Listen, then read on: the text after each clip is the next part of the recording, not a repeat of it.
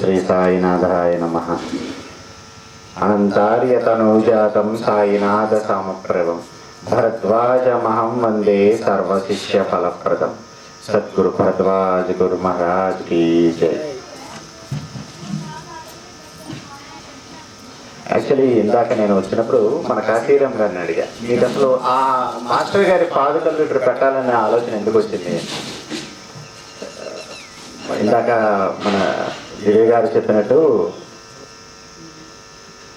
ఎక్కడ వాళ్ళ భక్తులున్న ఆ యొక్క పిచ్చుక అనే దానికి దారాన్ని కట్టి బాబా లాక్కుంటారు అన్నదానికి ఇప్పుడు కాశీరామ్ గారు ఇక్కడ ఈ యొక్క మాస్టర్ గారి పాదుకలు, మాస్టర్ గారి ఫోటో పెట్టడం వల్ల ఈ చుట్టుపక్కల ఉన్న వాళ్ళందరికీ అసలు వచ్చినప్పుడు ఇది ఎందుకు పెట్టారు, ఈయన ఎవరు అనే క్వశ్చన్ కాశీరామ్ గారిని వేస్తారు ఫస్ట్. సో కాశీరామ్ గారిని వేయటం వల్ల ఆయన చెప్పుకుంటూ వస్తారు, మాస్టర్ గారు ఇలా బాబా గురించి పుస్తకాలు రాసేవాళ్ళు, గురు చరిత్ర గురించి రాసేవాళ్ళు అలా అని చెప్పేసి ఆయన అసలే ఫ్రీ సర్వీస్ చేస్తున్నారు పుస్తకాలన్నీ. సో అదొక అవకాశంగా దొరుకుతుంది మాస్టర్ గారి గురించి, ఆయన చెప్పినటువంటి సద్గురుల గురించి తెలుసుకోవడానికి. సో ఇది ఒక పెద్ద చైన్, ఒక పెద్ద మహాయజ్ఞం లాంటిది. అలాగే ఎందుకు చెప్పానంటే ఇది ఎక్కడో మాస్టర్ గారు అంటే ఏంటో మాకు తెలియదు, బాబా వారు అంటే ఏంటో తెలియదు.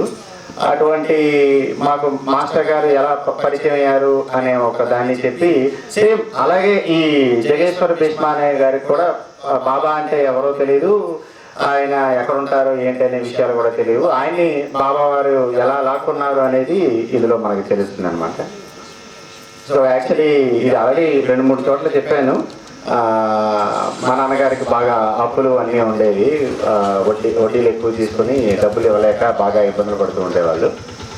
సో అలా ఉన్నప్పుడు ఎవరో మాస్టర్ గారి దగ్గరికి వెళ్తే ఆయన జాతకం చూసి ప్రశ్న చెప్తారు, మీ యొక్క బాధలన్నీ తీరిపోతాయని చెప్పేసి మా నాన్నగారికి ఎవరో చెప్పారు.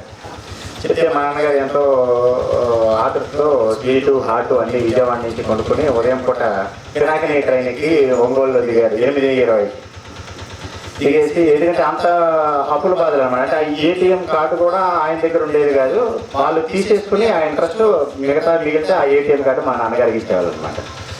సో ఇంత ప్రాబ్లంగా ఉందని చెప్పేసి ఎవరో ఇలా ప్రశ్న చెప్తారు అని చెప్పేసి మన ముత్యాలంపాట సాయిబాబా గుడి దగ్గర చెప్తే అది తీసుకుని ఈ యొక్క స్వీటు హాట్ తీసుకుని దిగేశారు. ఉదయం అంతా అన్ని చోట్ల ఎక్కారు, ఎక్కడ ఉంటారు మాస్టర్ గారు కలుద్దాం ఒకసారి, ముందు మనకి ఏమన్నా చెప్తారేమో ఇమ్మీడియట్గా రిలీఫ్ దొరుకుతుంది. ఆయన మధ్యాహ్నం దాకా కూడా ఎక్కడ దొరకల. సో అసలే మంచి డిసెంబర్ అన్నం తిందామని చెప్పేసి బస్ స్టాండ్ అక్కడికి వెళ్ళి చూసేసిన తర్వాత మళ్ళా భోజనం చేసేసి పొద్దున కొన్న స్వీటు హాట్ అలాగే పట్టుకుని 3:30-4 దూరంగా అక్కడ లాయర్పేట నుంచి మా ఫాదరు బాబా గుడి వైపు వస్తూ ఉంటే మాస్టర్ గారు అప్పుడే దూరంగా, అంటే ఎప్పుడు మా నాన్నగారు చూడలేదు మాస్టర్ గారిని. కాకపోతే అక్కడ రాజదూత్ బండి మీద మాస్టర్ గారు వైట్ పంచాను వైట్ షర్ట్ వేసుకుని రాజదూత్ బండి మీదకి ఎక్కుతున్నారు బండి. ఈయనేమో మాస్టర్ గారు అయి ఉంటారని చెప్పి దూరం చేసి ఇక్కడి నుంచే ఒక సాయిరామ్ సాయిరామ్ సాయిరామ్ అంటూ ఒక 100 సార్లు నామం చేశారట. ఆ బండి ఎక్కిన ఆయన కూడా ఎందుకు దిగారట ఏదో పర్పస్ మీద. ఈ లోపల ఆయన దిగి ఆ బండి డ్రైవర్తో మాట్లాడే లోపల మా నాన్నగారు అక్కడికి వెళ్ళిపోతే చూసి మాస్టర్ గారిని అడిగారట, మాస్టర్ గారు అంటే ఎవరు అంటే. సో ఆయన ఒక చిన్న స్మైల్ ఇచ్చి ఏంటి ప్రాబ్లం ఉందట. నేనే చెప్పు మాస్టర్ గారిని అన్నారు. సరే కదా అని చెప్పి ఆ స్వీట్ బూందీగా ఉన్నారు కదా, అప్పటికే రసంతా కారిపోతుంది. చేతిని తీసుకుని మాస్టర్ గారిని తాకచ్చా లేదా అని చెప్పేసి ఆయన పాదాలు ముట్టుకోవచ్చో లేదో, ఇంత ఉదయం నుంచి బాత్రూమ్కి వెళ్ళి వాటికి వెళ్ళి ఉన్నానని చెప్పేసి దూరంగా ఇలా మాస్టర్ గారి పాదికలు అయితే దూరంగా ఇలా పెట్టేస్తారు, తాకచ్చా లేదా అని. ఆయన సందేహాన్ని నివృత్తి చేస్తూ 2 చేతులు పట్టుకుని ఒంగున్న మా నాన్నగారి భుజం పట్టుకుని లేపారు. తాగడానికి ఇబ్బంది లేదని చెప్పి ఆయనే లేపారట. అది ఏంటి ప్రాబ్లం అన్నట్ట. ఇలా అప్పుల్లో ఉన్నానండి, కొంచెం ఇమ్మీడియట్గా రిలీఫ్ కావాలి, ఇలా ఉంది అని చెప్పారు. ఈ ప్రాబ్లం గురించి సొల్యూషన్ మనం చెప్తాము, కాకపోతే ఇప్పుడు నాకు 5:45కి సత్సంగం ఉంది, కొన్ని 100 మంది ఎదురు చూస్తూ ఉంటారు. అది అయిపోయిన తర్వాత తీరిక కూర్చొని మాట్లాడదాము. ఆ ఫేస్ ఏంటి, నువ్వేంటి ఇంటికి వెళ్ళు, ఇంట్లో అమ్మగారు ఉంటారు, మీరు కాఫీ ఇస్తారు, తాగి వెళ్ళని చెప్పారు. అంటే ఎవరో తెలియకపోయినా కూడా ఎక్కడి నుంచి వచ్చినా కూడా ఆ యొక్క ప్రేమకి దానికి మా నాన్నగారు ఎప్పుడు కృతజ్ఞతగా ఉంటారన్నమాట. మనం ఎవరో తెలియదు, ఏదో ఊరి నుంచి వచ్చాము, మన పేరేంటి ఊరేంటి కూడా ఏమీ తెలియదు. అలాంటి తెలియని వాళ్ళని ఇంట్లోకి వెళ్ళి అమ్మగారు ఉంటారు, కాఫీ ఇస్తారు, ఉదయం నుంచి ఇటు తిరిగి వచ్చావు పడుకో అని చెప్పారు. సో ఎప్పుడు మా నాన్నగారు క్వశ్చన్ ఇచ్చేవారు, నువ్వు ఆ పని చేయగలవా? ఎందుకు ఇంట్లో ఇంట్లో ఇంట్లో అమ్మ ఒక్కతే ఉంటుంది, ఎవరో తెలియని నాన్న అక్కడ వస్తాడు, నువ్వు ఇంటికి వెళ్ళి ఇంట్లో అమ్మగా ఉన్నాను నువ్వు చెప్పగలవా ధైర్యంగా? అలా మనం చెప్పలేము. సో అక్కడ ఆయన యొక్క కరుణ అవన్నీ చూసి సరే 6:30-7 గంటకల్లా వచ్చేస్తాను వెళ్ళమంటే మా నాన్నగారు లేదండి, మా వైఫ్ ప్రెగ్నెంట్, నేను వెళ్ళిపోవాలి అది ఇది అని చెప్పారు. ఈ ప్రాబ్లం అంటే సరే ఇక్కడే చెప్పాను సార్, ఇలా అప్పులు ఇవన్నీ ఉన్నాయండి ఏంటంటే, సరే ఓ పని చేయి, నువ్వు ఇంటికి వెళ్ళు, ఉన్నట్టున్నావు కదా, నేను ఉత్తరం రాస్తాను నీకన్నా, ఉత్తరం రాస్తాను వెళ్ళిపో ఇంటికి అన్నారు సార్. మళ్ళా నేను వచ్చి దర్శనం చేసుకుంటానని చెప్పారు సార్. 1988 డిసెంబర్. ఆయన అన్నాక, సో వస్తే నువ్వు ఏప్రిల్ లోపల, లేదంటే నేను హిమాలయాలకు వెళ్తాను తీర్థయాత్రలకు అని చెప్పారు. మా నాన్నగారు వచ్చేసిన తర్వాత ఆ తర్వాత వెళ్ళటం కుదరలేదు. 1989 ఏప్రిల్ 12 మాస్టర్ గారు ఇది గారు అప్పుడు ఇంటి ఇచ్చినా కూడా పట్టుకోలేకపోయారా, హిమాలయాలకు వెళ్తాను తీర్థయాత్రలకు అని చెప్పారు. మనకి అసలు ఉండమంటేనే ఉండనటువంటి మట్టి పొర్ర ఇంకా అదేం పట్టుకుంటాం మనం. సో ఇదంతా ఎందుకు చెప్పుకొచ్చానంటే అండి, ఆయన ఆ రోజు మా నాన్నగారిని పట్టుకుని అలా చేయటం వల్ల ఈరోజు ఇక్కడ ఉండగలిగాము. ఆ తర్వాత బాబా వారు పరిచయం అవటము, వెంకటేశ్వర స్వామి వారు పరిచయం అవటము, మాస్టర్ గారు ఎవరైతే సద్గురుని చూశారో వాళ్ళందరూ పరిచయం అవటము. సో అదే లైన్లో ఉండటము అంటే ఆయన ఒక్క పరిచయం ఎంతవరకు తీసుకెళ్ళింది అనేది ఒకసారి మనం ఆలోచించాలి ఆయన యొక్క ఇది. ఆ తర్వాత మా నాన్నగారు ఆయన యొక్క కరుణ ఎంతవరకు ఉండేది ఏంటంటే, ఆ తర్వాత మన నాన్నగారు మాస్టర్ గారు రాసిన ఏ పుస్తకాన్ని వదలకుండా మొత్తం అన్ని చదివేశారు. అవి చదవటము ప్రతిరోజు శ్రీనివాస్ గారికి కొన్ని ఎప్పుడు చెప్పాము, ఆ పుస్తకం చదవటము రాత్రి 11ంటికి మొదలు పెడితే తెల్లవారుజాము 4-4:30 అయిపోయింది. టీ సిగరెట్ తాగుతూ చదివేసేవాళ్ళు మా నాన్నగారు. చదివేసి ఆ పక్క రోజు మేము కాలేజీ నుంచి వచ్చిన తర్వాత నాకు మాకు టీ క్లాస్, అందులో ఆయన ఏ విషయాలు ఇప్పటికీ ఆయన అండర్లైన్ చేసిన ఉన్నాయన్నమాట. సో అది అలా ఆ పుస్తకాల గురించి చెప్పడం, వాటి యొక్క దీని గురించి మాకు అందులో విషయాలు చెప్పడం, తద్వారా అలాగా మాకు ఈ యొక్క పగలపాటి గురువు గారు పరిచయం అవటం. సో ఇదంతా కూడా ఆయన యొక్క దీనివల్ల, ఆ యొక్క స్పర్శ వల్ల జరిగింది అని చెప్పడంలో ఎటువంటి నిస్సందేహం లేదు. సో అలాగే ఈ ఎందుకు చెప్పొచ్చానంటే అండి, అదే అక్కడ పిచ్చికి దారం కట్టి లాగుతారని చెప్పినట్టు ఎక్కడో ఉన్న మాకు తెలియంది ఆయన్ని పూర్వజన్మస్కృతం వల్ల అలా కల్పించి తీసుకురావటము అలా జరిగింది. అలాగే నేను వచ్చేప్పుడు చెప్పాను, ఆయన చెప్పడం చేత కాదు ఇవన్నీ, అందుకని నాకు అడిగితే మాకు ఒక రాసిచ్చింది అనమాట, నేను రాసిస్తాను నువ్వు చెప్పు అని చెప్పింది. జస్ట్ అదే ఒకసారి చదివి వినిపిస్తాను. పూజ్యశ్రీ మాస్టర్ గారికి నమస్కారం. పిచ్చుక కాలికి దారం కట్టి లాగినట్లు 1000 గొర్రెల్లో ఉన్న మన గొర్రెను కాలు పట్టి రావచ్చు కదయ్యా అన్న సద్గురు వెంకటేశ్వర స్వామి వారి మాటలకు నిలువెత్తు నిదర్శనం. అనేక రీతుల వారి భక్తులను వారి వద్దకే వారే రక్షించుకుంటారు అని బాబా గారు చెప్పినట్లు మాస్టర్ గారు సాయిలామృతంలో ఈ యొక్క శ్రీ జగేశ్వర భీష్మ గారి గురించి కూడా రాశారు. అంతేకాకుండా ఈ కులమతాల గొడవల విషయంలో ఇప్పుడున్న సమాజ పరిస్థితులు అప్పుడున్న పరిస్థితులు దాదాపుకు ఒకటిగానే కనిపిస్తున్నాయి. మీరు చూస్తే ఉదయం శ్రీనివాస్ గారు చెప్పినట్టు టీవీలో ఇప్పుడు బాబా వారిని నమ్మచ్చా నమ్మకూడదా, ఆయన హిందువా ముస్లిమా అన్నవి ఇప్పుడు అదే కొనసాగుతుంది. అంటే ఈయనకి ఇలా వస్తాయని ముందే తెలుసు. సో ఇప్పుడు అప్పుడు ఉన్నాయి ఇప్పుడు ఉన్నాయి. సో వీటన్నిటికీ కొండ బద్దలు కొట్టినట్టు రాసి చెప్పేశారనమాట. అది ఎవరి యొక్క విశ్వాసం బట్టి వాళ్ళకి ఆధారపడి ఉంటుంది. బాబా ఏ మతానికి సంబంధించిన వారు అన్న విషయం ఈ కాలంలో చర్చనీయాంశమైపోయింది. మాస్టర్ గారికి అన్నీ ముందే తెలుసు. అందుకే సాయి సన్నిధి వంటి పుస్తక వజ్రామృతాన్ని మనకు అందించారు. దాసగను మహారాజు, మహల్సాపతి, బూటి వంటి వారు, అలాగే నిష్ఠాగరిష్ఠులు, ఉపాసనాపరులు, అంతకన్నా దేశభక్తులైనటువంటి దాదాసాహెబ్ కాపర్దే, తిలక్, నానాసాహెబ్ చందోర్కర్, జగేశ్వర్ భీష్మ వంటి వారందరూ సాయిని సద్గురుగా భావించి సేవించి తరించారు. వారి జన్మ సార్థకం చేసుకున్న విధానాన్ని మాస్టర్ గారు ఎంతో శ్రమతో విచారించి ఈ పుస్తకంలో పొందుపరిచారు. వారందరికీ బాబా దగ్గర ఎంతటి చిత్తశాంతి మరియు ఎంత గొప్ప అనుభవాలు పొంది ఉంటే వారు బాబాను అంత విశ్వాసంతో సేవించి ఉంటారు అన్నది మనం ఆలోచించాలి. ఎందుకంటే ఒక విషయం, దేశభక్తులు అంటే అందరి సద్గురులకి బాగా ఇష్టం. ఇక్కడే కాదు, బాలగంగాధర తిలక్ కూడా షేగాం గజాన మహారాజ్ గారి దగ్గర కూడా, అలాగే ఆయన భాస్కర్ గారు రమ్మంటే ఒకసారి పిలుస్తానంటే పిలువంటారు గజాన మహారాజ్ గారు. పిలిచిన తర్వాత ఆ యొక్క సభకి మీరు కూడా రావాలని చెప్తారు గజాన మహారాజ్. వస్తారు. వచ్చిన తర్వాత ఆయన బ్రిటిష్ వాళ్ళ మీద ఎక్కువ మాట్లాడుతూ ఉంటే ఆత్మానం ఆత్మానం ఆత్మానం అని ఆగు ఆగు అని 3 సార్లు చెప్తారు. 3 సార్లు చెప్పినా ఆగలేదు. చివరికి ఆయనకి సంఖ్యలు పడతాయి. ఇంకా జీవితంలో బయటికి ఆ జైల్లోంచి రాలేదు. అదే జైల్లో ఆయన ఆ యొక్క చిన్నరొట్ట మొక్కిచ్చి భాష్యం రాస్తారు అనమాట. అలాగే దేశభక్తులు అంటే మహాత్ములకి చాలా ఇష్టం. అదే జగేశ్వర భీష్మ కూడా అంత శాంతి ఉద్యమంలో పాల్గొన్నారు. అంతమంది 1908 ఆ టైంలో. సాయి లీలామృతం ఒకటే చదివితే మనకు చాలా సందేహాలు ఉంటాయి. ఒకవేళ మనం విశ్వాసంతో సాయిని సద్గురువుగా సేవించినా ఇప్పుడున్న పరిస్థితుల ప్రకారం మన విశ్వాసం నమ్మకం సడలే ప్రమాదం ఉంది. వెంట్రుక వాసి తేడా లేకుండా సంపూర్ణ విశ్వాసం ఉండాలని గురు చరిత్రలో రాశారు కదా. ముందు ముందు మన విశ్వాసం సడలే అవకాశం లేకుండా మాస్టర్ గారు సాయి సన్నిధిని మనకు అనుభవింపజేసి మన విశ్వాసాన్ని దృఢం చేయడానికే సాయి సన్నిధి పుస్తకాన్ని మనకు అందించారని నేను భావిస్తున్నాను. జగేశ్వర భీష్మ గారి విషయంలో చూస్తే ఫస్ట్ ఆయనకి అనుమానము, ఆ తర్వాత సందేహం, ఆ సెకండ్ స్టెప్ లో చూస్తే సందేహ నివృత్తి, ఆ తర్వాత అపార భక్తి, తర్వాత చివరిగా ఆయన చెప్పింది నాహంకర్త హరికర్త అనే వాక్యానికి నిదర్శనం. దేశభక్తులైన వారికి గురువానుగ్రహం తొందరగా లభిస్తుంది. భీష్మ గారు 1854లో జన్మించారు. 1910లో గాంధీ గారితో సహాయ నిరాకరణామాధ్యంలో పాల్గొన్నారు.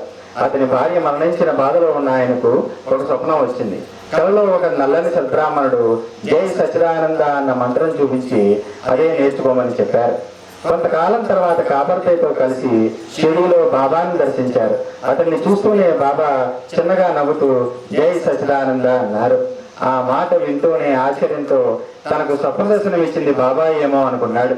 కానీ బాబా ముస్లిం నాకు కల్లో వచ్చింది, వైష్ణవ సాధువు కదా అనుకున్నాడు. బాబా ముస్లిం అనే భావనతోనే ఉండేవాడు భీష్మ. కానీ కొన్ని రోజులు ఆయన షిరిడీలోనే ఉండి బాబాను ఆయన పనులు గమనిస్తూ ఉండగా ఆయన మీద సద్భావం కలగసాగింది. సాయిబాబా ఎప్పుడు గోనపట్టా మీదే కూర్చునేవారు. పట్టుపరుపులు వేస్తే తిప్పి తీసేసి మళ్ళీ గోనపట్టా మీదే కూర్చునేవారు. ఒకప్పుడు బాబా భీష్మతో ఇలా అన్నారు, మేము సర్వత్రా సంచరిస్తున్నాం. బొంబాయి, పూణే, సతారా, నాగ్పూర్ అని రామమయ్య మిత్రమా, నాకు పెట్టకుండా ఏమీ తినకు, కనీసం ఎప్పుడన్నా 5 లడ్లు ఇవ్వు అని అన్నారు. ఈ మాటలు విన్న తర్వాత తనకు స్వప్నంలో కనిపించిన గురువు బాబాయి అనేతనికి బలంగా తోచింది. అంటే ఇక్కడ బాబావారు ఎప్పుడు ఒకే గోనెపట్టా మీద కూర్చునేవాళ్ళు. అది తీసేస్తానంటే ఒప్పుకునేవాళ్ళు కాదు. ఇది ఫస్ట్ లో ఎవరు చేసినా కూడా ఒప్పుకునేవాళ్ళు కాదు ఈ పని. అంటే నాకు అర్థమైంది ఏంటంటే ఫస్ట్ లో బాబా గారి మీద భీష్మ గారికి చాలా అనుమానం, డౌట్ ఇవన్నీ ఉండేవి. ఆ తర్వాత ఎప్పుడైతే ఈయన బాబా గారిని సంపూర్ణంగా విశ్వసించారో ఈయన గోనపట్టా తీస్తా అంటే ఒప్పుకుంటారు. ఆ తర్వాత గోనపట్టా తీసి మారుస్తాను అని సైగ చేస్తారు. సైగ చేస్తే ఆయన కూడా సైగ చేసి తీయమని చెప్తారు. సో అంటే ఇక్కడ గోనపట్టాన్ని ఒక మిషన్ పెట్టుకున్నారు. కానీ ఈయన మనసు ఎప్పుడైతే మారిందో ఆ యొక్క పాతదాన్ని తీసేసి కొత్తది అనే విశ్వాసాన్ని చేశారు అని చెప్పేసి ఇక్కడ మనకు అర్థమవుతుంది. అప్పటి వరకు ఎప్పుడు బాబా పాదతీర్థం తాగని భీష్మ ఆ రోజు సేవకులను అడిగి బాబా పాదతీర్థం తీసుకుని సాయికి నమస్కారం చేశాడు. సాయి అతని తలపై చేయి పెట్టి ఆశీర్వదించారు. అప్పుడు అతనికి దివ్యమైన పారవశ్యం కలిగింది. ఆ తర్వాత భీష్మ వసతి గృహానికి చేరుకుని లడ్ల విషయంతో చింతిస్తుండగా అప్రయత్నంగా అతని హృదయంలో కవితాశక్తి పిలుపుకి 5 పాటలు రాశాడు. మరోజు అవి సాయికి చదివి వినిపించాడు. ఈ విధంగా సాయినాథ సగుణోపాసన అనే గ్రంథం సాయి సమక్షంలో ఆయన ప్రేరణతో రాయడం జరిగింది. ఆ తరువాత ఎక్కువ సమయం బాబా సన్నిధిలో గడుపుతూ అక్కడ జరిగే ఉత్సవాల్లో కీర్తనలు పాడేవారు. వానప్రస్థానం స్వీకరించి ఆగస్టు 8, 1935వ సంవత్సరంలో బాబాలో ఐక్యమయ్యారు. భీష్మ ఇలా చెప్పారు, బాబా ఒక్కొక్కసారి చాలా చెత్తగా తిట్టేవారని, అలా తిట్టినట్లు కనిపించిన ఆయన మనసు ఎంతో ప్రేమపూరితమైందని, మన పూర్వపుణ్యం వలన మనను అనేక రీతుల ద్వారా ఆయన వద్దకు రప్పించుకొని మన పరిపక్వతకి తగిన అనుభవాలను ప్రసాదించి వాటి ద్వారా మన భక్తి విశ్వాసాలను దృఢం చేస్తూ మనల్ని ఆత్మసాక్షాత్కార మార్గం వైపు బాబా గారు నడిపించే విధానాన్ని మాస్టర్ గారు భీష్మ గారి జీవితంలో ఎంతో చక్కగా వివరించారు. ఇక్కడ ఇందాక ఒక విషయం చెప్పడం మర్చిపోయండి. మాస్టర్ గారు అలా మా నాన్నగారిని కలవటం, మా నాన్నగారు మాస్టర్ గారిని కలవటం, అలా స్పర్శించటం, తద్వారా మాకు మాస్టర్ గారి గురించి తెలియటం, ఇవన్నీ జరగటం ద్వారా అది ఎంతవరకు తీసుకెళ్ళిందంటే, మా నాన్నగారి అప్పులు ఇవన్నీ చూసేసిన తర్వాత నేను ఉద్యోగం రావాలి, ఉద్యోగం వస్తే ఆయన అప్పుడు నేను తీర్చచ్చు కదా అని చెప్పేసి అనుకునేవాడిని. అప్పుడు నేను ఇంకా డిగ్రీ 2008 లయోలా కాలేజ్ విజయవాడ జరుగుతున్నప్పుడు మా నాన్నగారు మమ్మల్ని పాకలపాటి గురువు గారి దగ్గరికి తీసుకెళ్లారు. పైకి భీమసింగ్ మాస్టర్ గారు వెళ్ళిన చోటకి తీసుకెళ్లారు. అక్కడ పాకలపాటి గురువు గారు ఎప్పుడు కూడా గాయత్రి అమ్మవారు ఉపాసన చేస్తూ ఉండేవాళ్ళు. నిత్య సంధ్యావందనం, గాయత్రి మంత్రం ఉపాసన అన్ని చేస్తూ ఉండేవాళ్ళు. అక్కడికి వెళ్ళిన తర్వాత దండం పెట్టుకుని వచ్చేసిన తర్వాత బయట గిరిజనులు నాకే పట్టుకున్నారు. ఇట్లా పట్టుకుని ఏమడిగారు అన్నారు. నేనేం అడగలేదండి, మీ యొక్క అనుగ్రహం ఎప్పుడు ఉంటే మాకు చాలు అని అడిగానండి. అంటే అది ఎట్లాగో ఉంటుంది, ఏదో పని మీద వచ్చావు, ఏమడిగావు చెప్పాను. నాకు అర్థం ఏం లేదండి అన్న. లేదు అదిగో అక్కడ భీమసింగి పాకలపాటి గురువు గారు గాయత్రి ఉపాసన చేసుకున్న ప్లేసు, ఒక్కసారి వెళ్ళి నువ్వు ఏదో పని మీద వచ్చావు, అక్కడ దండం పెట్టుకుంటారా అన్న. నాకు నేను అనుకున్నది గుర్తొచ్చేసి ఇంక అక్కడికి వెళ్ళి మా నాన్నగారికి అప్పులు ఉన్నాయండి, ఇవన్నీ తీరాలి అని చెప్పేసి అక్కడికి వెళ్ళి ఈ యొక్క శిరస్సు నుంచి అక్కడ దండం పెట్టాను అనమాట. 2008 ఏప్రిల్లో అలా పెట్టి బయట కూర్చోక అడిగారు, పెట్టా అన్న, సరిగ్గా వెళ్ళిపో అన్న. 2009లో మనకి ఒక క్యాంపస్ ప్లేస్మెంట్ వచ్చిందండి నలందాలో. 2008లో రాలా, మళ్ళా 2010లో రాలా, 2009లోనే వచ్చింది. అది దాదాపు ప్రపంచంలో 25 దేశాల్లో ఉంది ఆ కంపెనీ. సో మొత్తం 17 మంది సెలెక్ట్ అయితే 3 ఫైనల్ చేశారు. ఆ 3లో నేను కూడా ఉండడం జరిగింది. సెలెక్ట్ అయిపోయిన తర్వాత ఆ పేపర్ ఇచ్చారు, అపాయింట్మెంట్ పేపర్. ఆ పేపర్లో అవన్నీ తీసుకుని ఇంకా పరుగు భీమసింగ్ పైకి మళ్ళీ వెళ్ళిన తర్వాత ఏంటి పేపర్లో పట్టుకొచ్చామన్న వాళ్ళ నేను దండం పెట్టుకున్నానండి. అందుకని ఏ రోజు అయితే నేను దండం పెట్టుకున్నానో అదే రోజు అపాయింట్మెంట్ ఆర్డర్ వచ్చింది నాకు. సో బయటకు వచ్చేసిన తర్వాత మా నాన్నగారికి అప్పుడు రూపాయి కాయిన్ వేసి చెప్పాను ఇలా వచ్చింది అని. చెప్పిన తర్వాత ఆయన ఇంకా వాళ్ళు ఫస్ట్ అంత పెద్ద కంపెనీ కదా, ఫస్ట్ 2009 మమ్మల్ని విమానం ఎక్కించారు.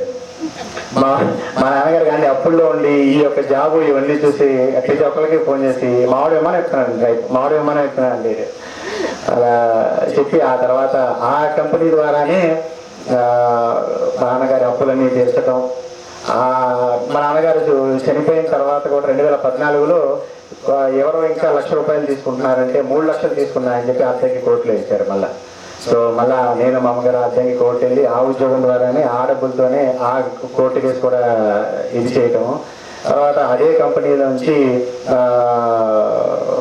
పనిచేస్తూ ఉంటే మమ్మల్ని ఇతర దేశాలు పంపించడం, ఇతర దేశాల్లో పనిచేయటం. ఆ తర్వాత అదే కంపెనీ నుంచి వచ్చేసిన తర్వాత నాకు మా నాన్నగారి జాబ్ వచ్చింది, రైల్వే జాబ్.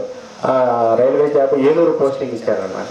ఆ ఏలూరులో చేస్తూ ఉన్నప్పుడే ఈ పాత కంపెనీ మానేసిన వాళ్ళు మళ్ళీ ఫోన్ చేసి వేరే దేశంలో సింగపూర్, థాయిలాండ్, ఫిలిప్పీన్స్ వెళ్ళాలి, అటు వెళ్తారా అంటే రైల్వే జాబ్ స్వామివారిని అడిగి రిజైన్ ఇచ్చేయటం, రైల్వే జాబ్ మానేసి అక్కడికి వెళ్తాము.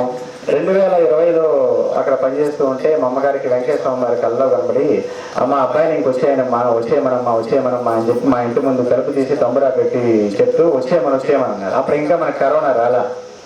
సో నేను అన్నాను, ఇలా చెప్తే ఇతర దేశస్తులు ఒప్పుకోరమ్మా, ఎందుకు వెళ్ళిపోతున్నావు, ఒక వెంకటేశ్వర స్వామి వారు వచ్చేయమన్నారంటే వాళ్ళు నమ్మరు అని చెప్పాను. సరే ఏదో ఒక అబద్ధం చెప్పి వచ్చారు అన్న. సరే కదా అని చెప్పేసి ఇంకా సార్ ఇలా వేరే పని ఉంది సార్ అని చెప్పేసి వచ్చేసాను. 2019 డిసెంబర్లో వచ్చాను. 2020 మళ్ళీ వెళ్ళాలి. వెళ్ళేటప్పుడు బయలుదేరి అప్పుడు ఇంకా కరోనా రాలా. మా అమ్మగారు ఆగమన్నా కూడా మళ్ళీ వద్దు అన్నారు కదా, ఆగిపోమన్నారు కదా అని చెప్పి ఆగకుండా టికెట్లు బుక్ చేసాను. మళ్ళీ ఆ దేశానికి బుక్ చేసేస్తే వాళ్ళే ఫోన్ చేశారు, ఒక వారం రోజులు ఆగు, ఏదో డిసీజ్ వస్తుంది ఇక్కడ, అది బాగా స్ప్రెడ్ అవుతుంది, తర్వాత చూద్దామన్నా. ఇంకా ఆ దెబ్బ మానేయటం అంటే ఆయన మన మీద ప్రేమతో ఎంత ముందు చూపుతూ వచ్చేయమని చెప్పాం. లేకపోతే మనం రాం కదా, ఇక్కడ కరోనా వచ్చి ఇంట్లో ఉంటేనే మంచిగా ఇచ్చేవాళ్ళు ఉంటారు ఇక్కడ ఆ టైంలో. ఇప్పుడు అక్కడ ఎవరో తెలియని ప్రదేశంలో అంటే ఆయన ఇవన్నీ ఎవరి ద్వారా పరిచయం ఆయన పరిచయం అవడం వల్ల ఇవన్నీ తెలిసినాయి. సో వచ్చేసిన తర్వాత ఇంకా అక్కడ కంపెనీ మానేయటము, ఆ కంపెనీ మానేసి 2020లోనే ఓన్ కంపెనీ సొంతగా కంపెనీ పెట్టడం, అది ఇప్పటిదాకా రన్ అవటం, ఎంతోమంది ఉద్యోగాలు ఇవ్వటం. సో అంటే ఒక్క పాకలపాటి గురువు గారు చేసిన దానివల్ల ఇది ఎంతవరకు నడిచిందో పెట్టిందో ఒక్కసారి చూడండి.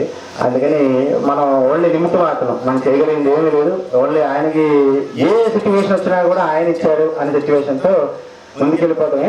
ఇవన్నీ ఎలా అంటే మా అక్క మా నాన్నగారు చనిపోయిన తర్వాత దండం పెట్టుకుంది అనమాట. మాస్టర్ గారు మీరుంటే మా నాన్నగారు వీళ్ళందరూ ఉంటే ఇలా ఉండేది, ఇప్పుడు మరి మాకేం చేయాలో అర్థం కావట్లేదు, మా నాన్నగారు అంటే ఆధ్యాత్మికత గురించి ఇవన్నీ చెప్పేవాళ్ళు, సో ఇప్పుడు మరి మా బాధ్యత ఏంటో మాకు అర్థం కావట్లేదు అని చెప్పి మా అక్క దండం పెట్టుకున్నట్టుంది ఒకరోజు. ఆ దండం పెట్టుకుని 2 రోజుల తర్వాత మాస్టర్ గారు ఒక వైట్ షర్టు వేసి కుర్చీలో కూర్చొని, గుర్తుపెట్టుకోమ్మా ఈ ఇతర బాధ్యత నాది, ఇంకేను ఆలోచించక్కర్లేకపోన్నారు. సో అప్పటి నుంచి ఇంకా దేని గురించి ఆలోచించే పరిస్థితి లేదు.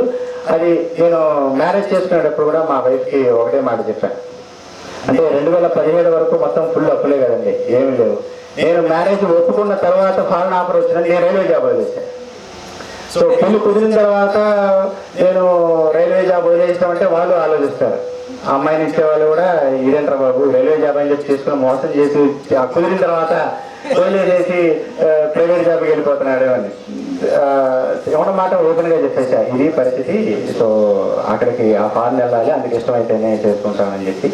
సో అందుకని అంటే మాస్టర్ గారు ఎంత జీవించారంటే ఆ రోజుల్లోనే పెళ్లి కూరుతుంది అన్న వెంటనే మా వైఫ్కి నేను గురు చరిత్ర ఇచ్చాను. అప్పటికి ఇంకా 6 months గ్యాప్ ఉంది ఎంగేజ్మెంట్కి, నేను మ్యారేజ్కి. నువ్వు ఎన్నిసార్లు చదువుతావు నీ ఇష్టం, అన్నిసార్లు చదువు ఆ పుస్తకం, ఆ తర్వాత చూద్దాం ఏంటి విషయము అని చెప్పిన తర్వాత 2017లో 4 కుర్చీలు, 1 టేబుల్, 1 టీవీ మా ఇంట్లో. 2018 ఆ గురు చరిత్ర ఇచ్చి తను మ్యారేజ్ అయ్యే లోపల ఆల్మోస్ట్ ఒక 19-20 సార్లు చదివేసింది 6 నెలల్లోనే. చదివిన తర్వాత 2018 తర్వాత ఫిబ్రవరి మ్యారేజ్ అయింది ఏప్రిల్ 18, ఫిబ్రవరి తర్వాత నుంచి అండి అసలు మా అమ్మగారికి మాకే అర్థం కాల. అసలు ఆ కంపెనీ శాలరీ ఇవ్వటము, ఈ కొత్తగా పెట్టిన కంపెనీలో ఆర్డర్లు రావటము, అప్పటికప్పుడు 1 నెలలోనే ఇల్లు కొనేయటము, 1 నెలలోనే కారు కొనేయటము, అసలు పిచ్చెక్కిపోయింది అనమాట మాకు. ఏం జరిగిందో ఏమైందో 2017 వరకు 2018 ఫిబ్రవరికి ఏంటి, 2018 ఏప్రిల్ తర్వాత ఏంటి అసలు మాకే అర్థం కాదు. అలాగా అసలు అప్పుడు చెప్పాను మా వైఫ్కి ఒక మాట, ఎప్పటికైనా రెడీగా ఉండు, ఈ రోజు ఆయన ఇచ్చారు కదా అని చెప్పేసి ఉంటున్నావు, రేపు పొద్దున ఆయన లేకపోయినా రోడ్డు మీద అడుపు తినడానికి రెడీగా అయినా ఉండాలి. ఫస్ట్ అందుకు ఇష్టమైతేనే ఏప్రిల్లో చేసుకోవాలి. ఎందుకంటే ఇప్పుడు ఆయన 1 monthలో 8 లక్షల కోట్లు ఇచ్చేశారు. నువ్వు చూసి ఎప్పుడు ఇట్లాగే ఉంటుంది అనుకున్నామంటే పొరపాటు. రేపొద్దున ఆయన కాదు ఈయన పరీక్షిద్దాము, రోడ్డుకి చేద్దాము అని పరీక్షించడానికి ఆయన అలా చేయరు, రోడ్డుకి చేద్దామన్నా ఎటువంటి జంకు భయం లేకుండా సిద్ధంగా ఉండాలి. నాకేం ఎటువంటి ఇబ్బంది లేదు, దానికి లేదన్న. సో ఇంతటి ధైర్యాన్ని, ఇంతటి యొక్క నమ్మకాన్ని ఇప్పుడు మేము ఏది అడిగే పరిస్థితి లేదండి. ఈనాడు వరకు అది కావాలని కానీ అడగటమే లేదు. అసలు చేసుకుంటూ వెళ్ళిపోవటమే. వస్తే వచ్చింది, పోతే పోయింది. వచ్చిందని సంతోషం ఉండను, పోయిందని దుఃఖం లేదు. ఏదైనా మన మంచికే, ఆయన ఒక అనుగ్రహం ఉంటేనే ఏదైనా జరుగుతుంది అన్న ఒక దృఢ విశ్వాసం. ఇంతటి అవకాశాన్ని ఇచ్చిన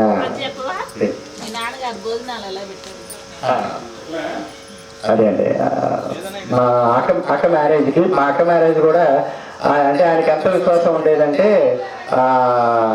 మా అక్క మ్యారేజ్కి అందరిలాగా సంబంధాలు చూడాలి. మా నాన్నగారు మా అమ్మగారికి ఒక అబ్బాయికి కల్లో కనబడ్డారు. మా అమ్మగారికి కల్లో కనబడిన 3 రోజుల తర్వాత ఇంటికి సంబంధం వచ్చింది. ఆ కల్లో కనబడిన అబ్బాయిను వీళ్ళు ఫోటో ఒకటే మా అమ్మగారికి కనబడింది.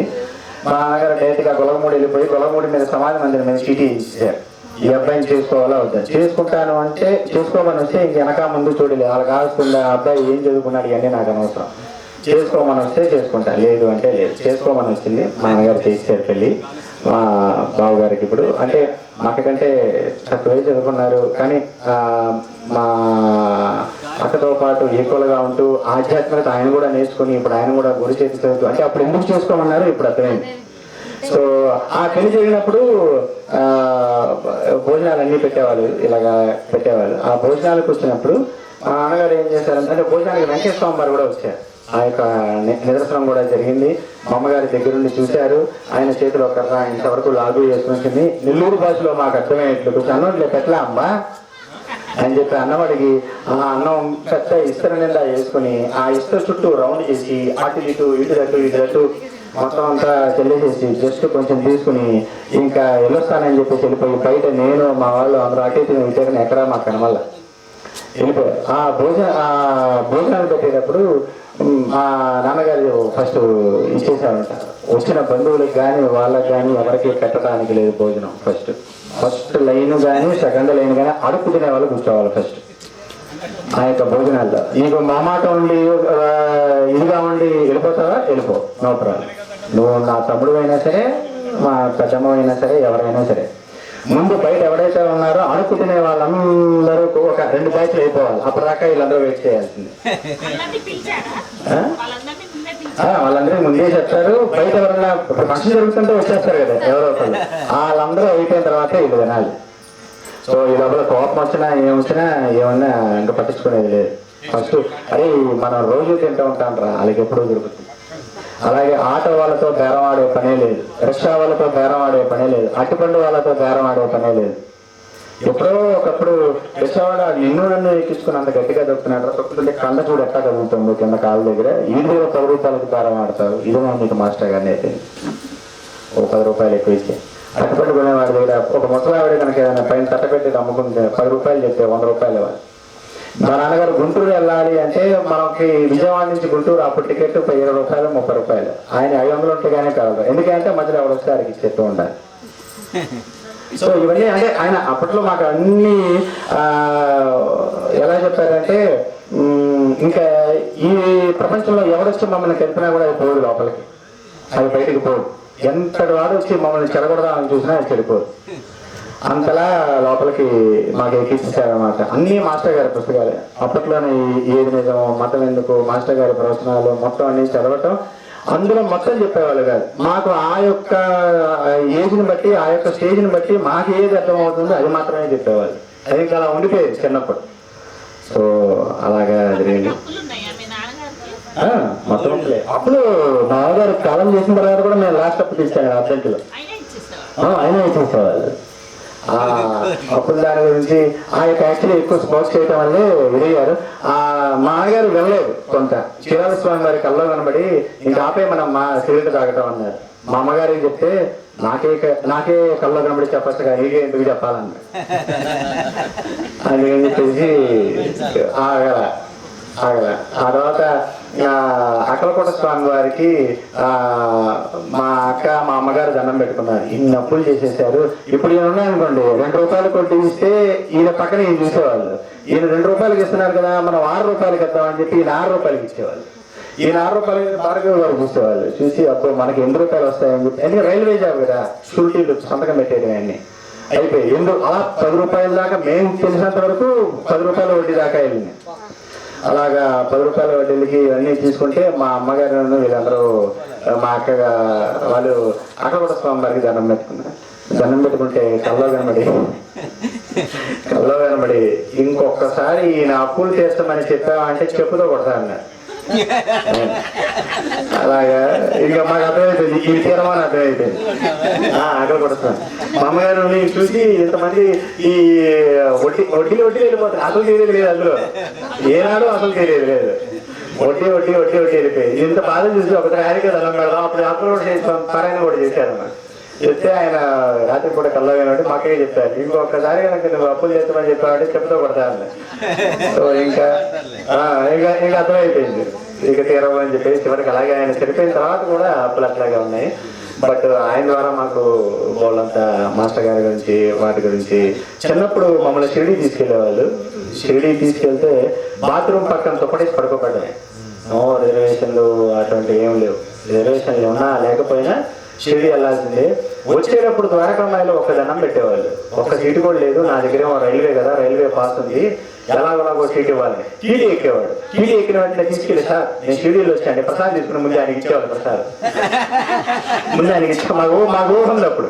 సైకిల్లో కూర్చుని అదే ఒక నిమిషం అక్కడ ఈ ప్రసాద్ తీరుస్తారు చూద్దాం వెళ్ళి షిరిడీ నుంచి వస్తుంటే షిరిడీ ప్రసాదం కాక ఇంకేం ప్రసాదం ఉంటుంది ఆయన ఆయన ఇచ్చి చేసిన తర్వాత సరే చిన్నపిల్లలు ఉన్నారంటే ఒక 2-3 సీట్లు ఉండేవాడి రైల్వే పాస్ ఉండేది. సరే ఈ 2 ఆపర్తి అలాగా వితౌట్ రిజర్వేషన్ మాస్టర్ గారు చెప్పినట్టు ఏ బుక్ చేసుకోకుండా వెళ్ళిపోయేవాళ్ళు అనమాట. కావాలని కాదు దొరికేవి అంటే పాస్ కదా. మామూలుగా మనం అనుకోండి రిజర్వేషన్ సెంటర్లోకి వెళ్ళి డబ్బులు ఇచ్చి చేసుకుంటాం. ఈ పాస్ ఉన్న వాళ్ళకి బుక్ చేసుకోవాల్సిన అవసరం లేదు. ఉంటే కనుక ముందుగానే ఇచ్చేస్తారు ఫామ్ ఫిలప్ చేసి ఇస్తే. లేదు అంటే కనుక డిపార్ట్మెంటే కదా ఎవరో ఒకరు ఇస్తారు సీట్ వెళ్ళిపోమని చెప్పేవాళ్ళు. సో అలా సడన్గా జరిగేది ప్రోగ్రామ్. ముందుగా అయితే పాప రిజర్వేషన్ చేసేవాళ్ళు అనుకోకుండా అలా చేసేవాళ్ళు అనమాట. నాకు కూడా మా అమ్మగారికి మా నాన్నగారికి మ్యారేజ్ అయినప్పుడు ద్వారకామాయిలో వెళ్ళినప్పుడు అప్పుడు మా అమ్మగారు ఇంకా ఫస్ట్ మంత్ కూడా కాలేదు. అక్కడ ఉన్నప్పుడు ద్వారకామాయిలో మా అమ్మగారు మా నాన్నగారు దండం పెట్టుకుంటుంటే 1988 దండం పెట్టుకుంటుంటే ఒక ఆంగ్లో ఇండియను ఒక ఆవిడ ఒక చిన్న రుమాలు తీసుకుని ఇలా ఇలా ఇలా తిప్పుతూ ఉండేది ద్వారకామాయిలో. ఆవిడ ఆ తర్వాత నార్త్ అమెరికా వెళ్ళిపోయారట. ఇందులో కూడా ఉంది మహాత్మా ముద్దుబిడ్డ పుస్తకంలో కూడా ఆవిడ ఫోటో ఉంది. ఆవిడ పేరు లేదు కొంచెం పొడుగ్గా ఉంటుంది బ్లాక్ గా ఉంటుంది విన్నీ గారు ఇంకా ఆవిడ ఉండేది ఇలా తిప్పుతూ ఉండేది అన్నమాట. సౌత్ అమెరికానే అక్కడ ఉండేది ఆవిడ. చాలా సార్లు బాబా దగ్గర ఉండి శివనేశ్వర స్వామి దగ్గర ఉండేది ఎప్పుడు ఆవిడ. ఎప్పుడు విన్నీ గారు కాదు కొంచెం బ్లాక్ ఆఫ్రికన్ లాగా ఆవిడలా ఉండేది. ఓం సాయి అనుకుంటా పొడుగ్గా ఉండేవాళ్ళు తిప్పుతూ ఉండేవాళ్ళు. అలా దండం పెట్టుకుంటుంటే ఇలా వెనక్కి తిరిగింది. తిరిగి మా అమ్మగారికి ఇంకా అప్పుడు ఒకటం నెలే ఇంకా తిరిగి బాబా వారు చెప్పమన్నారు మీ కడుపులో అబ్బాయి ఉన్నట్ట మీకు చెప్పమని చెప్పారు మీరు దాని గురించే దండం పెట్టుకున్నారంట కదా అని. అప్పుడు ఇంకా ఫస్ట్ నెలే కదా అసలు అబ్బాయి అమ్మాయి ఎవరికి తెలుసు ఈవిడ ఎట్లా చెప్పింది. సరే ఓ పని చేద్దామే నిజంగా కనుక అబ్బాయి పుడితే దీనికి సాయిరామ్ అని పేరు పెట్టేద్దామని. సో అందుకే మనకి సాయిరామ్ అని పేరు పెట్టే అలాగే.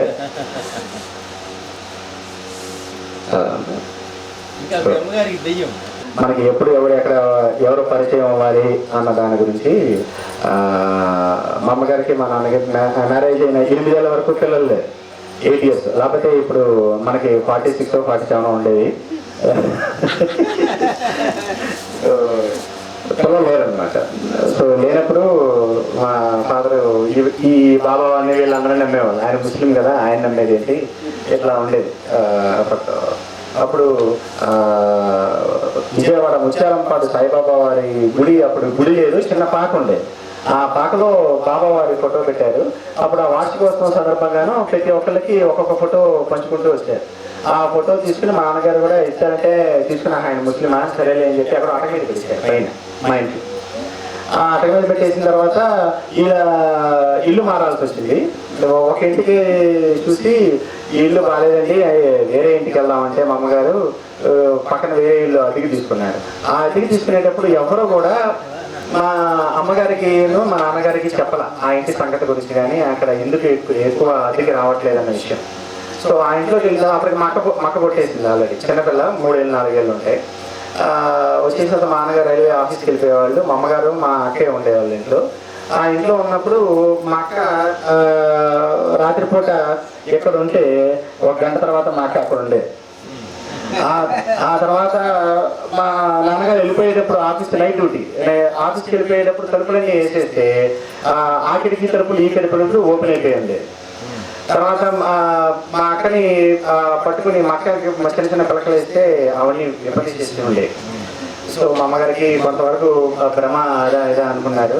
కానీ అలా 4-5 రోజులు జరిగేసరికి ఒకసారి ఏమైందంటే మా అమ్మగారికి ఇక్కడ ఎవరో కూర్చున్నట్టు విపరీతంగా ఇలా మనం ఎవరైతే ఒక బండరాయి పెట్టి నొక్కేసి ఎంత ప్రెజర్ వస్తుంది అంత ప్రెజర్ రావడము అలా ఊపిరి అందకపోవటము ఇలా ఉండేసరికి ఇంకా మా అమ్మగారికి డౌట్ వచ్చింది ఇది ఎవరో చేసే పనిలాగానే ఉంది అది ఇది అని చెప్పి ఇంకా మా నాన్నగారికి చెప్తే విజయవాడలో తిరగని గుడిలు వేస్తారు.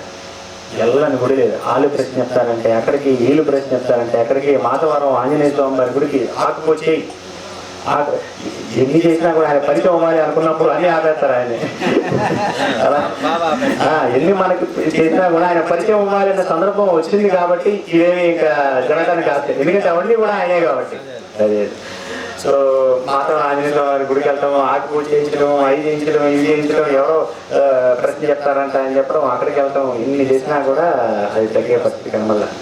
సో ఇంకా అయిపోయిన మంత్రాలయం రాఘవేంద్ర స్వామి గారు ఆయన ఖచ్చితంగా ఇలాంటివన్నీ చేస్తారని చెప్తే అక్కడికి వెళ్ళి 3 రోజులు అక్కడ నిద్ర చేసి 3 రోజుకి 11 ప్రదక్షిణాలు చెప్పున 11 సాష్టాంగాలు చెప్పున మంత్రాలయంలో చేసి ఎన్ని చేసినా ఆహా ఏం లేదు. మళ్ళా వచ్చేసిన తర్వాత ఎవరో ఇంకోళ్ళు చెప్పారనమాట, ఇక్కడ సాయిబాబా ఆయన ముత్యాలంపల్లిలో ఉన్నారు, ఎప్పుడు వెళ్ళారన్న. ఆయన ముస్లిం అంటే మనకు అలవాట్లేదన్నారు గారు. అంటే అలాగే ఇన్ని చేసావు, ఇన్ని ప్రయత్నం చేసావు, చూడకపోయావా అన్న.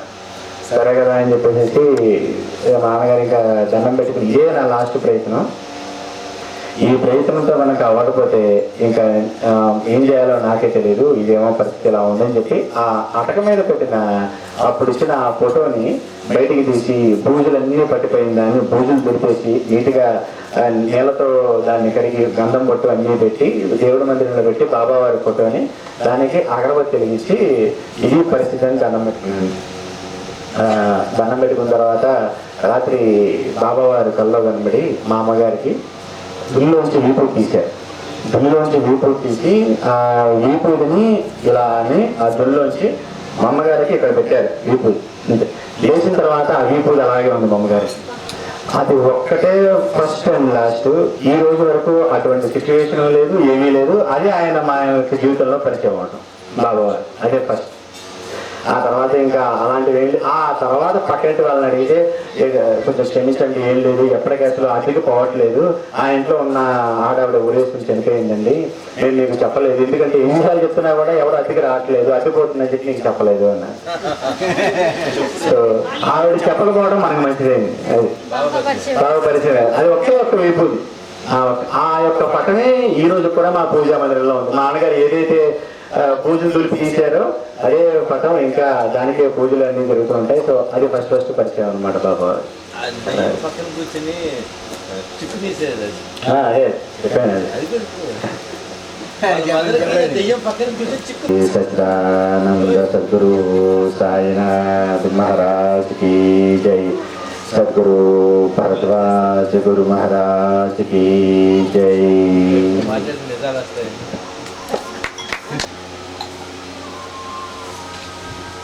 Right sir, okay.